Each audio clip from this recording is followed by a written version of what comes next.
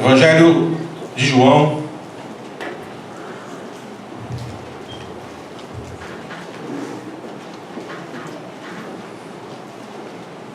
capítulo 11,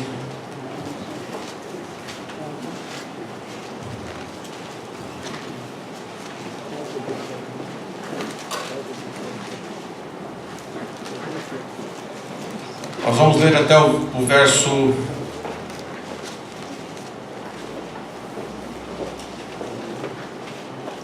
do 1 ao 44. A ressurreição de Lázaro. Certo homem chamado Lázaro estava doente, e ele era de Betânia, povoado de Maria e de sua irmã Marta. Maria, cujo irmão Lázaro estava doente, era a mesma que derramara o bálsamo perfumado sobre o Senhor e lhe enxugara os pés com os cabelos. Então as irmãs de Lázaro mandaram dizer a Jesus: Senhor, aquele a quem amas está doente. Mas ao ouvir isso, Jesus disse: essa doença não é para a morte, mas para a glória de Deus, para que o Filho de Deus seja glorificado por meio dela. Jesus amava Marta, a irmã dela, e Lázaro. Mas ao saber que ele adoecera, permaneceu ainda 2 dias no lugar onde estava. E depois disse aos discípulos: vamos outra vez para a Judéia. E eles então disseram: Rabi, há pouco os judeus procuraram apedrejar-te, e mesmo assim voltas para lá? E Jesus respondeu: o dia não tem 12 horas? Se alguém anda de dia, não tropeça, pois vê a luz deste mundo. Mas se anda de noite, tropeça, pois nele não há luz.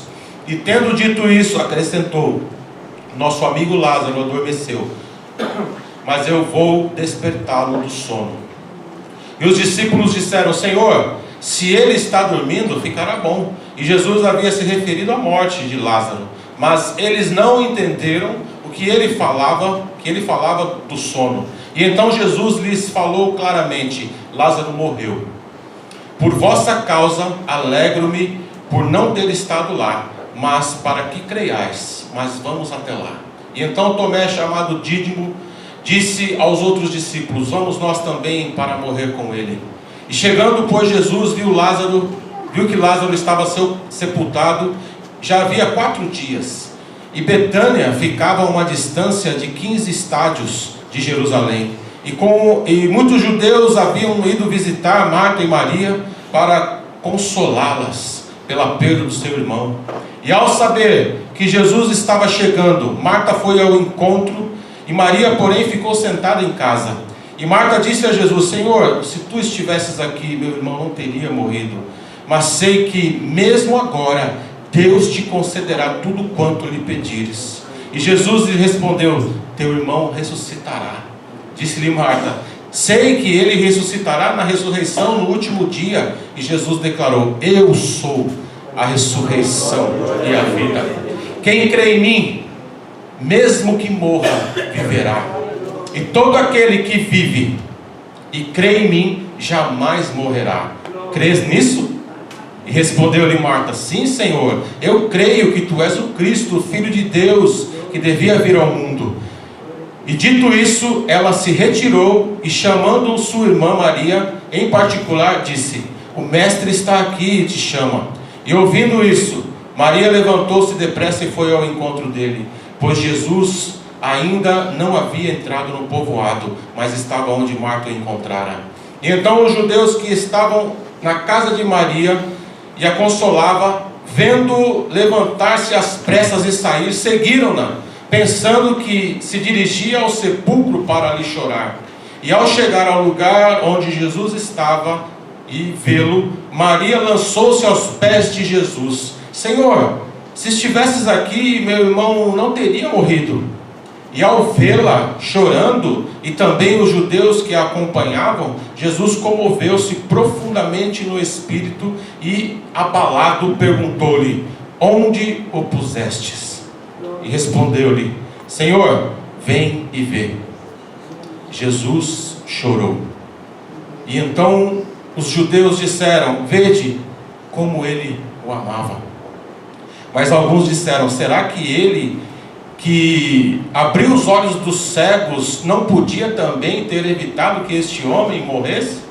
E Jesus, comovendo-se profundamente outra vez, foi ao sepulcro, que era uma gruta com uma pedra na entrada, e disse: tirai a pedra. E então Marta, irmã do morto, disse-lhe: Senhor, ele já cheira mal, porque já faz 4 dias. E Jesus lhe respondeu: não te disse que, se creres, verás a glória de Deus? E então tiraram a pedra. E Jesus, levantando os olhos para o céu, disse: Pai, graças te dou, porque me ouviste. Eu sei que sempre me ouves, mas por causa da multidão que está aqui, é que assim falei, para que creiam que me enviaste. E tendo dito isso, exclamou em alta voz: Lázaro, vem para fora. E o que estivera morto saiu, com os pés e as mãos atadas com faixas, e o rosto envolto num pano. E Jesus lhe disse: desatai e deixai-o ir. Soberano Deus, eterno Pai, nós estamos aqui, Senhor, continuamos na Tua santa presença. Que o Teu nome seja exaltado e engrandecido. Senhor, nós temos vivido, temos falado, temos estado contigo, e o Senhor tem se feito presente em nosso meio através do Teu Santo Espírito. Obrigado, Senhor, pelas pessoas que estão aqui hoje, cada vida, Senhor, que colocou em seu coração o propósito de vir até este local para adorar e engrandecer o Teu nome, para ouvir a Tua voz, para meditar na Tua palavra. Senhor, que agora o Teu Santo Espírito venha usar as nossas vidas, não somente a minha, mas a dos meus queridos irmãos, para que nós possamos ter os nossos ouvidos abertos, as nossas mentes, Senhor, claras, para entender a Tua palavra, a Tua mensagem. Perdoa, Senhor, os nossos pecados, as nossas falhas, e que o Senhor seja digno cada vez mais de falar conosco, que nós sejamos dignos de ouvir a Tua palavra, que as palavras da minha boca e a meditação do meu coração sejam gratas diante de Ti. Amém e amém. Irmãos, na última palavra, eu falei que nós iríamos meditar nos milagres do Evangelho de João. No quarto Evangelho, o Evangelho que é diferente dos demais. Ele tem características diferentes dos 3 que são chamados sinóticos. E eu comecei a estudar, né? Nós sempre estamos lendo a palavra do Senhor, mas quando nós nos colocamos a estudar verdadeiramente o contexto, fazer uma exegese, uma hermenêutica, o Espírito Santo, ele vai falando conosco, nos dando outros esclarecimentos a respeito da palavra. Ler a Bíblia, e principalmente ler os Evangelhos, não é a mesma coisa que ler qualquer outro livro, qualquer outro artigo. Não é igual, irmãos. Nós não temos que ter essa ideia: eu vou pegar a palavra, a Bíblia ou os Evangelhos, alguma coisa que está sendo direcionada para a palavra de Deus, algum estudo, tudo que é relacionado com a palavra de Deus, você não pode ler de qualquer forma. Passar os olhos, como você e eu muitas vezes passamos por uma notícia na internet ou num jornal. Não, é preciso ler com a alma, é preciso ler com o coração, é preciso ler e estudar essa palavra com o objetivo de se aprofundar cada vez mais, e entender cada vez mais o que Deus quer falar conosco. Algumas pessoas criticam quando nós falamos: olha, a palavra de Deus ela se renova a cada dia. mas é no sentido espiritual. É no sentido de que nós sabemos que Deus, Ele é tão dinâmico, Ele é tão poderoso, que Ele não cabe dentro das nossas nostalgias, da nossa maneira de pensar. Ele está sempre fazendo algo, Ele está sempre trabalhando. Assim como Jesus que deu uma ideia, né? Ele deu uma ideia de como Deus é, assim Deus é. Ele está sempre de um lado para o outro, com os olhos, os pensamentos, a sua maneira de ser, está sempre fazendo algo, está sempre, e tem esse poder de ouvir cada palavra, cada oração, tem o poder de saber o que cada pessoa nesse planeta está passando. É algo, como o salmista diz, que é muito difícil para nós, simples mortais, entendermos como Ele é, como Deus é. E o Evangelho de João, ele tem características importantes. Por exemplo, irmãos, no Evangelho de João você não vai encontrar parábolas, que foi uma forma, ou uma das formas de Jesus expor, falar sobre o reino de Deus, sobre como Deus é, como Deus age, sobre os relacionamentos humanos e sobre o relacionamento entre Deus e o homem. Nas parábolas Jesus mostrou isso. E no Evangelho de João não existe parábolas. Jesus, você não vai encontrar no Evangelho de João Jesus expulsando demônios. Não vai encontrar. Nos outros evangelhos nós vemos por várias vezes, lemos por várias vezes Jesus exorcizando demônios. E no Evangelho de João não menciona, no Evangelho de João não é mencionado o nascimento de Jesus, não é mencionado no Evangelho de João a tentação de Jesus, e nem o Sermão do Monte, que é mencionado em Mateus, algumas partes de Marcos e também Lucas, de uma outra forma. Nós não encontramos no Evangelho de João Jesus ensinando a orar, porque está dentro do Sermão do Monte. E uma característica desse Evangelho é que ele, no texto em que nós lemos, diz que Jesus chorou. A humanidade de Jesus e ao mesmo tempo a divindade de Jesus, ela é exposta no Evangelho de João. E ele começa, irmãos, nós sabemos que Jesus falava aramaico, que a língua oficial de Israel naquele momento era o aramaico, que é uma língua muito próxima, uma língua semita, muito próxima do hebraico. Porém, eles liam os textos sagrados em hebraico e falavam o aramaico, que é essa língua bem próxima, uma língua semita bem próxima. Então, quando nós vamos pensar nos evangelhos que foram escritos bem depois da morte de Jesus, vejam só a ação do Espírito Santo pela fé. Tudo o que aconteceu com Jesus, todas as situações que os evangelhos nos expõem, elas aconteceram no aramaico, pensando na logística da língua. Todas elas aconteceram no aramaico.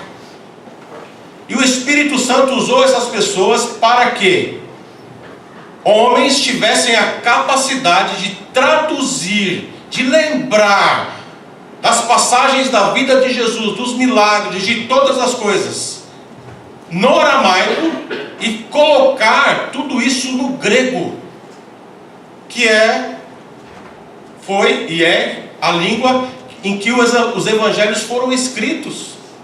Esse grego popular, que era a língua que todo o Império Romano conhecia. Ainda que a língua oficial do Império Romano fosse o latim.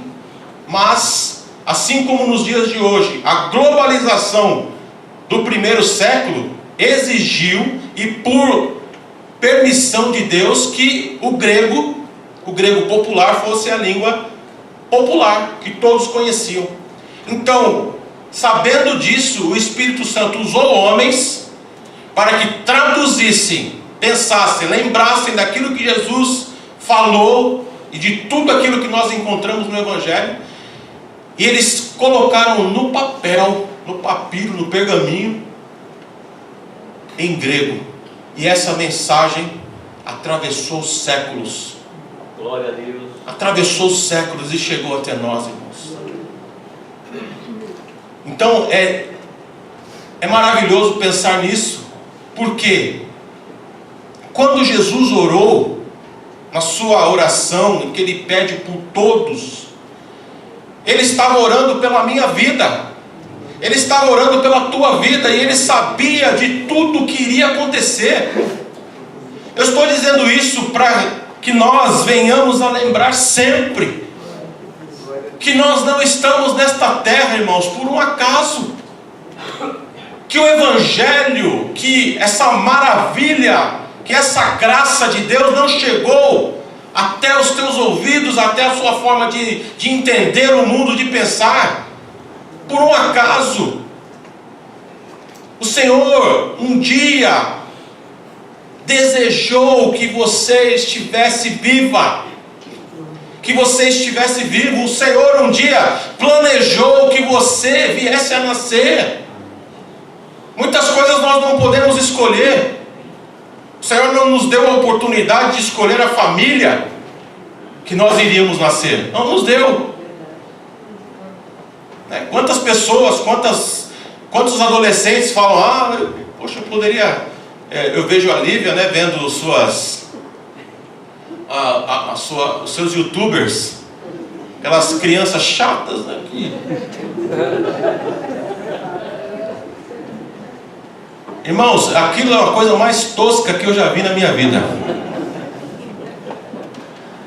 O camarada pega uma boneca, ou a criança, sei lá, os pais ainda apoiando, pega uma boneca que não abre nem a boca, e põe no vídeo lá no celular, e começa a ter um diálogo.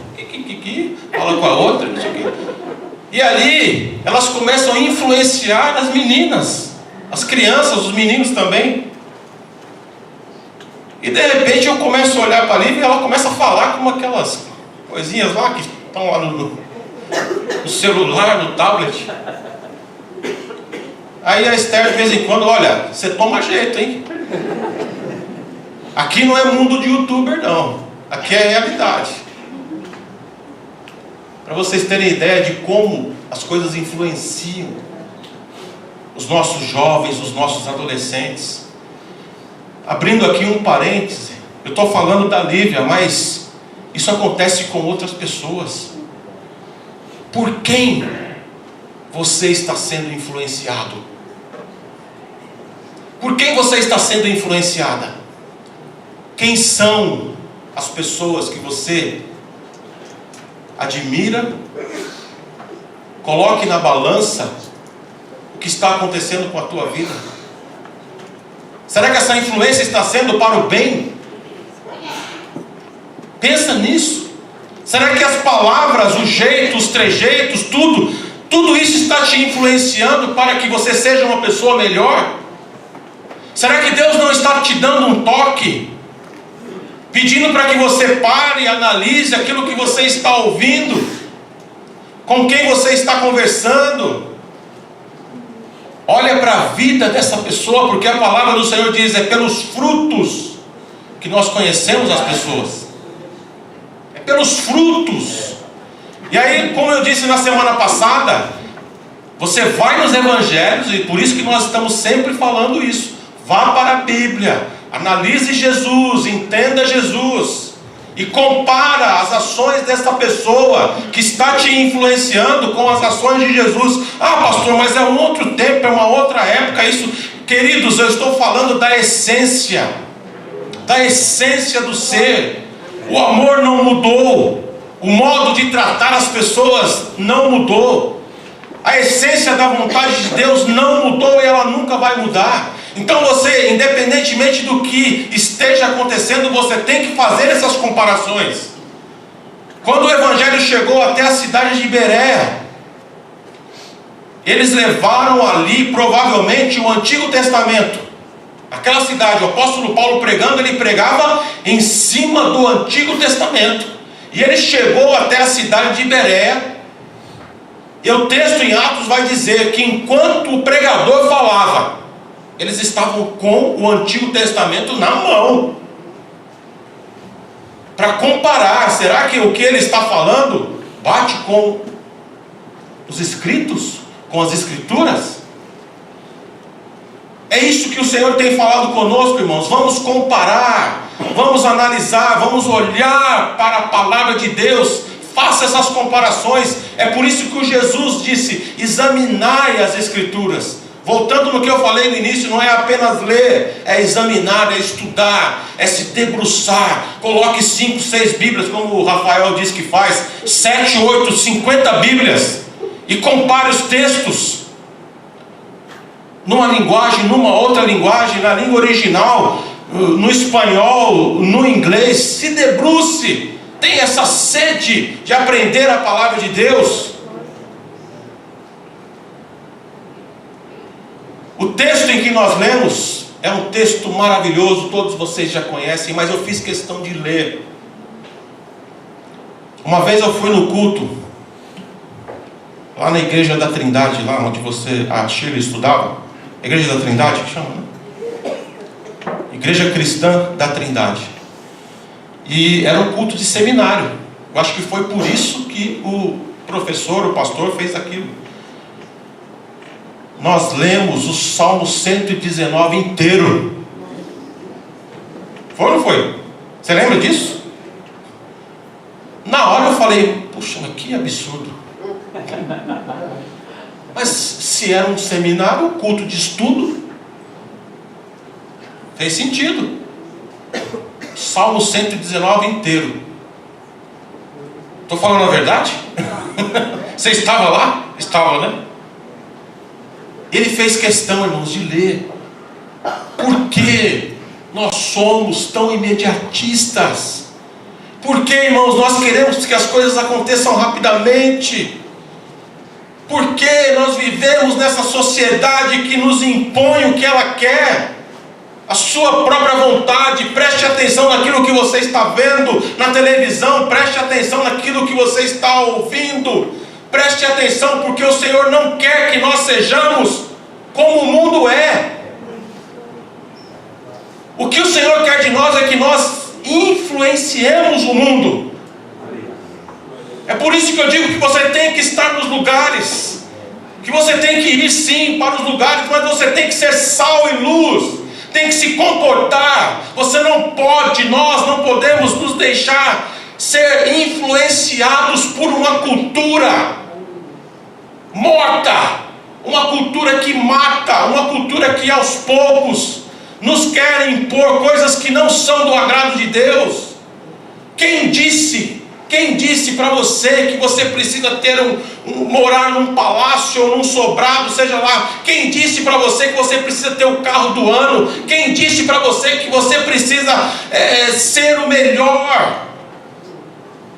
Se a palavra do Senhor diz que nós somos mais do que vencedores por Cristo, então não deixe essas coisas te amassarem assim, e você ficar sofrendo porque você não tem o corpo que desejaria ter, você não está estudando no lugar onde você desejaria estudar, aquilo que a sociedade impõe como isso, como certo, como melhor. Não! Se o Senhor abriu uma porta para você, se o Senhor preparou que você tivesse o carro que você tem, a casa que você tem, a palavra do Senhor diz que nós temos que agradecer por todas as coisas, estarmos contentes, irmãos, em toda e qualquer circunstância. E se alguma coisa vier a ser acrescentada, se algumas coisas melhorarem, se algumas coisas o Senhor tem mudado e você está numa outra posição, agradeça, mas lembre-se que você esteve um dia numa posição que a sociedade não aceitava, mas que você tem que procurar ter paz para a graça do Senhor, pela graça do Senhor. Não aceite imposições, agradeça a Deus, como nós temos falado aqui. Agradeça ao Senhor. No texto em que nós lemos, irmãos, em primeiro lugar, Jesus, Deus, Ele não age de acordo com a nossa lógica. Ele não age de acordo com a minha vontade. Você pode ter sonhos, você pode colocar esses sonhos na presença de Deus, e eu posso dizer a vocês, os sonhos que o Senhor tem colocado no seu coração, ele pode até acontecer, se realmente é para o seu bem. Se as condições que vierem a acontecer vão ser boas, ou seja, tudo que Deus faz é perfeito.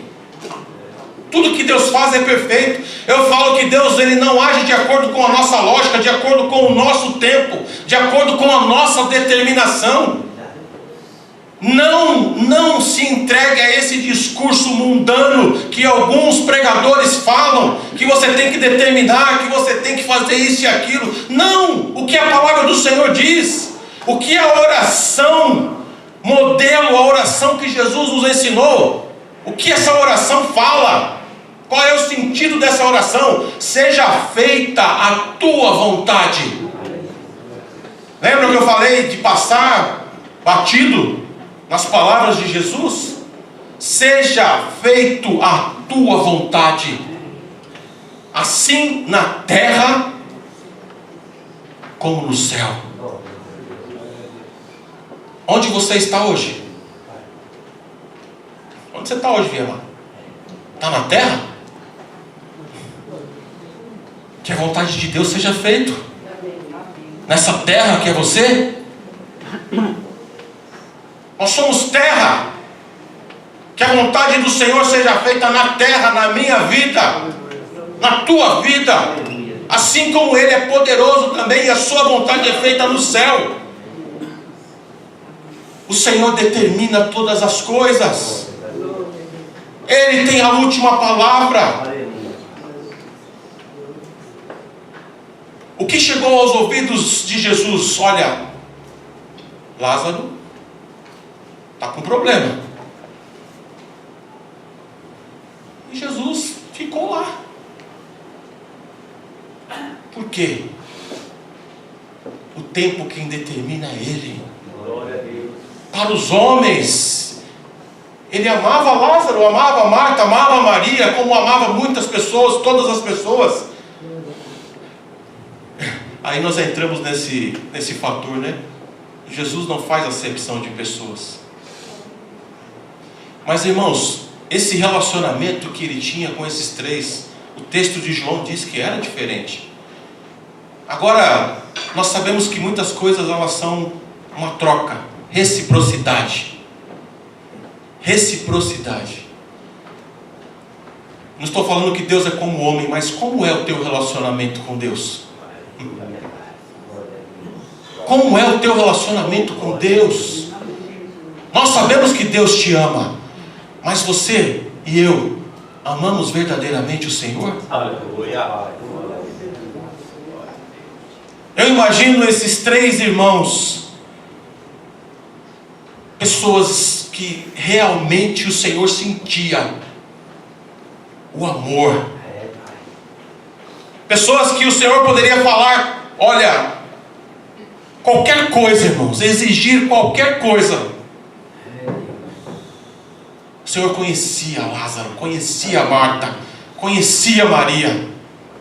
O ato de Maria antes de Jesus ir para a cruz mostrou bem o que ela sentia por Ele.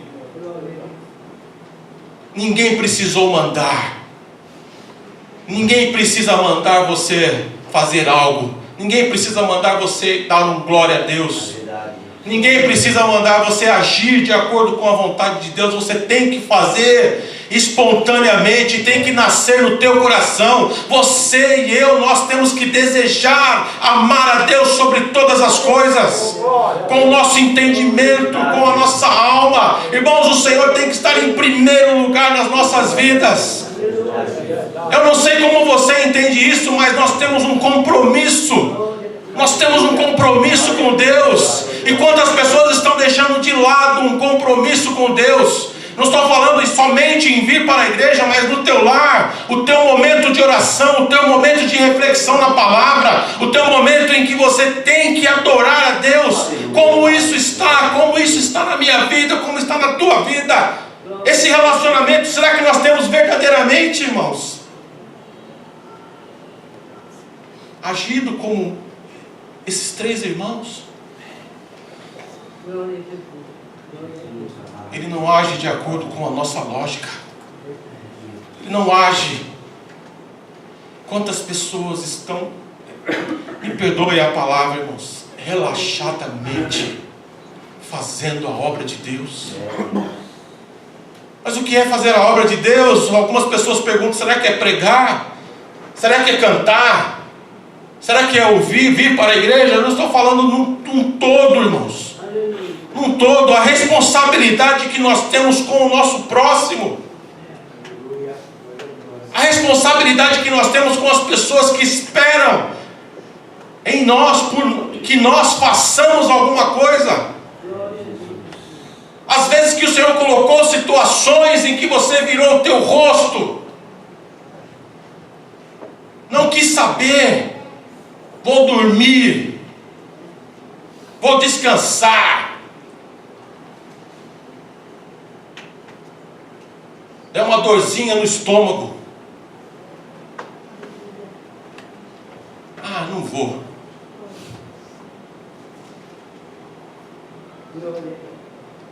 Esses três irmãos, eles não perdiam a oportunidade de estar perto de Jesus. Eles não perdiam.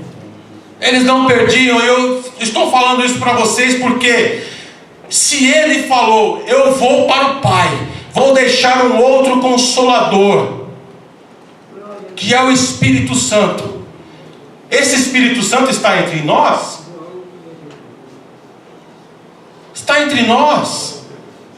E pensando lá no Antigo Testamento, no Salmo 133, quando o salmista diz que é quando há a união das pessoas, a reunião e a união no sentido de deixar tudo que é pequeno para o lado, de você ficar imaginando isso, imaginando aquilo, pensando no que vai acontecer. Não, o momento do culto é o momento de adoração, é o momento de nós estarmos unidos. O apóstolo Paulo, quando vai falar sobre a igreja, ele fala sobre o corpo de Cristo. É o corpo de Cristo. Todos os membros são importantes. Todos os membros, cada um tem a sua função. E nós muitas vezes deixamos de lado essa palavra, deixamos de lado essa metáfora, e achamos que nós somos sozinhos, que nós temos que fazer as coisas sozinhos, e não tem sentido.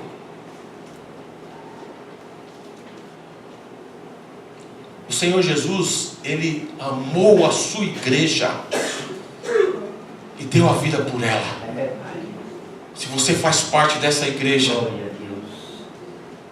vamos repensar as nossas atitudes para com o Rei dos Reis e Senhor dos Senhores.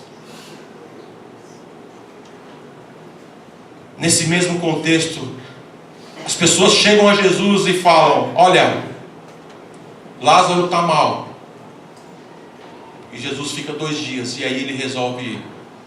Vamos lá, para Betânia. Aí os discípulos falam: mas você foi apedrejado, foi quase apedrejado, eles queriam te pegar ali, te matar, né, em outras palavras. E Jesus, ele fala algo interessante, irmãos. A palavra de Jesus, ela é maravilhosa. Ele não fica questionando, ele não fala nada, ele só fala: olha, o dia tem 12 horas. Se você andar na luz. Em outras palavras, ele está dizendo: se vocês andarem comigo, se vocês andarem comigo, se vocês andarem em mim, que sou a luz, vocês não vão tropeçar. Não vão tropeçar, porque Ele é a própria luz. Quando o Senhor falou lá no princípio, haja luz, Ele é a luz dos homens. Lâmpada para os meus pés é a tua palavra e luz para os meus caminhos. Mas se nós andarmos de noite, a luz, se nós andarmos nas trevas, se nós andarmos no mundo, haverão trevas dentro de nós. Trevas dentro de nós. Em segundo lugar, irmãos, dentro desse texto, o texto, a Bíblia não é clara em relação à morte e ao estado do homem depois da morte. Não é clara. Nós podemos estudar escatologia, mas o Senhor não deixou isso claro. Algumas coisas nós podemos entender. Por exemplo,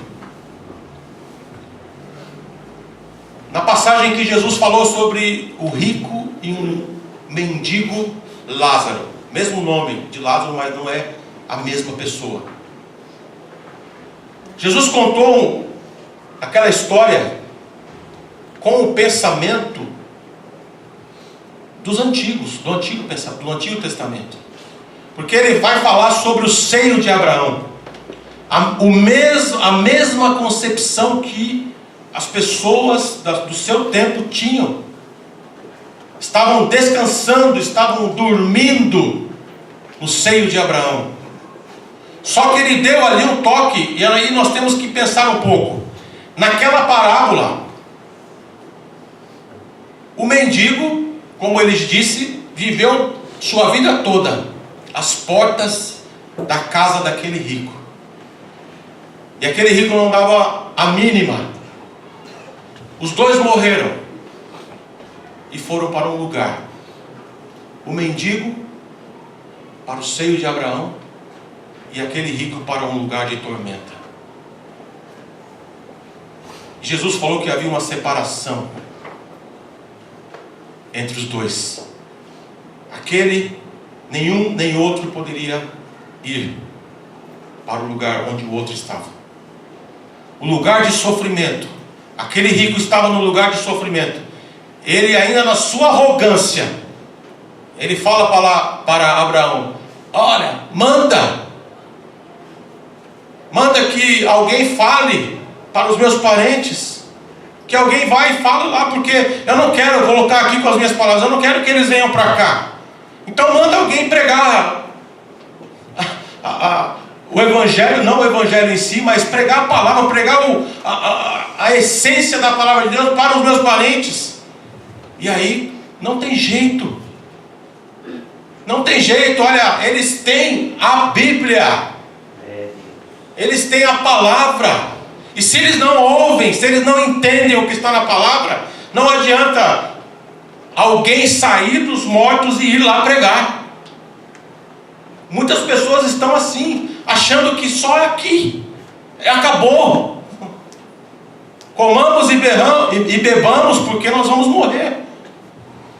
Vamos aproveitar a vida. E não é assim. Nós vamos prestar contas pela palavra de Jesus, ainda que não seja clara, né, como eu disse agora, mas nós temos essa ideia que haverá uma prestação de contas de tudo que eu falar, as minhas atitudes, principalmente com o meu próximo.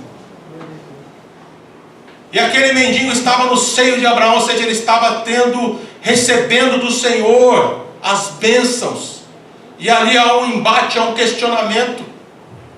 Então, irmãos, a própria palavra do Senhor vai dizer em Efésios, e também Pedro, que na morte, na ressurreição aconteceram coisas que nós não entendemos bem e a palavra não é clara. Mas o que dá para entender é que Jesus, ele foi até esse lugar. Foi até esse lugar, pregou a palavra e levou os salvos para um outro lugar, um novo lugar, que ele chama de paraíso. Nessa dimensão, nessa dinâmica, lá na cruz, ele fala para aquele ladrão, para aquele homem. É engraçado aquela passagem, né? Porque o outro está morrendo e continua arrogante. Continua arrogante. Estava lá, na presença do Senhor. Não estava entendendo nada. Continuava preso aos seus próprios sentimentos, com a mente cauterizada. Morrendo. E o outro, irmãos, ele olha para Jesus. Olha também para o seu companheiro e diz: mas nem na hora da tua morte você teme a Deus? Nós estamos aqui porque nós merecemos, mas este homem nada fez. Senhor, lembra-te de mim quando entrares no teu reino. Glória a Deus. Que revelação que o Espírito Santo deu àquele homem. Por quê, irmãos? Porque ele estava arrependido. Porque ele reconheceu ser um homem miserável, a sua pequenez. Lembra-te de mim, Senhor, quando entrares no teu reino. E Jesus ali, Senhor, agoniando, olha para aquele homem e diz: hoje mesmo estarás comigo no paraíso. Que dinâmica é essa, irmãos? O que aconteceu nós não sabemos. O Evangelho de Mateus diz que quando Jesus morreu, foram vistos homens que já haviam morrido andando por Jerusalém. O véu se rasgou de cima a baixo, o véu do templo se rasgou de cima a baixo e aconteceram trevas. Trevas.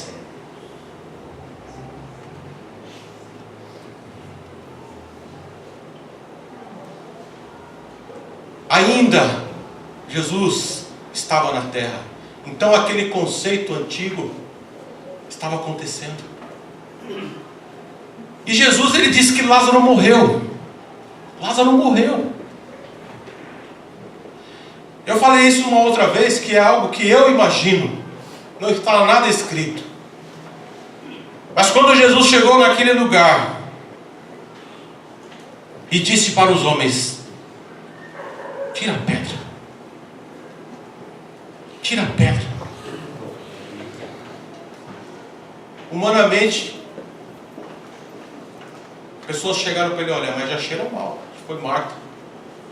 Já cheira mal. Na cultura judaica, se não me falha a memória, o homem só era considerado, a pessoa só era considerada morta depois do 3º dia. Já estava no 4º dia. 4º dia. Então, morreu. Se ele morreu, Jesus ainda não havia ressuscitado. Essa coisa que nós falamos agora, que é difícil de entender, ainda não tinha acontecido. Então, ele foi para o seio de Abraão, pensando no texto. A sua alma foi para o seio de Abraão. Abraão recebeu. Agora, irmãos, vamos imaginar aqui. Jesus, ele tem poder para todas as coisas. Aleluia. A sua voz tem poder de chegar em qualquer lugar. Aleluia. A sua voz tem poder de chegar em qualquer lugar. A sua voz tem poder de chegar no céu e de chegar no Hades. Aleluia. Eu quero que nós imaginemos, irmãos, lá no Hades, no seio de Abraão, Lázaro. Jesus falando da terra e a voz do Senhor ecoando lá no Hades. Glória. Lázaro, Aleluia, Pai. sai, vem, sai para fora, Lázaro. Irmãos, eu não sei, talvez Abraão tivesse dito: Lázaro, eu conheço essa voz. Ele falou comigo lá em Jerusalém, quando eu entreguei pão, aliás, quando eu entreguei o dízimo. Eu conheço essa voz, é a mesma voz que entregou, que me recebeu e colocou pão e vinho nas minhas mãos. Adão pode ter falado para Lázaro: olha, eu conheço essa voz. É a mesma voz que falava comigo no jardim. É a mesma voz que falava comigo no jardim. E essa voz tem poder. Moisés pode ter reconhecido essa voz, dizendo: é a mesma voz que falou comigo. Tira as sandálias dos teus pés, porque essa terra que você está pisando é santa. Glória a Deus. Lázaro, pode ir. Pode ir. Vá ao som dessa voz, porque essa voz tem poder. Ouça essa ordem, porque esta voz tem poder. Louvado seja o nome do Senhor. Irmãos, e Lázaro sai. O espírito de Lázaro volta ao seu corpo. Glória a Deus. O milagre acontece. Jesus faz tudo de forma perfeita. E sai aquele homem enfaixado, talvez saiu pulando, com o rosto coberto, com tudo atado. Tirem essas ataduras. Para terminar, irmãos, eu quero dizer uma coisa para vocês. Muitas pessoas estão espiritualmente como Lázaro estava, com seu corpo atado, cheio de faixas, não consegue andar, não consegue pensar, não consegue agir, está morta, estão mortos espiritualmente. Eu não quero aqui mexer com a tua emoção não, mas eu quero dizer que mesmo sem conseguir andar direito, se você sair pulando, se você tentar tirar as faixas das tuas mãos e dos teus pés, o Senhor vai dar a ordem dizendo: tira, tira porque ela quer viver, tira porque Ele quer viver. Quantas pessoas estão assim espiritualmente, não estão entendendo nada, estão frias, estão sem esperança. A morte espiritual está batendo. E eu creio, irmãos, que hoje pode ser o dia da nossa ressurreição, da tua ressurreição, da ressurreição dos teus sonhos, dos propósitos que Deus tem colocado na tua vida, de tudo aquilo que um dia você planejou e está tudo parado, está tudo travado. Aconteceram tantas coisas que eu não estou conseguindo andar, aconteceram coisas que me fazem ficar calada, me fazem ficar prostrado. Mas se você realmente tem o desejo de viver novamente, de ressuscitar, eu creio que o Senhor pode fazer isso. Glória a Deus. Eu creio que o Senhor pode fazer isso. Quero pedir para que a Silvana venha aqui, Silvana.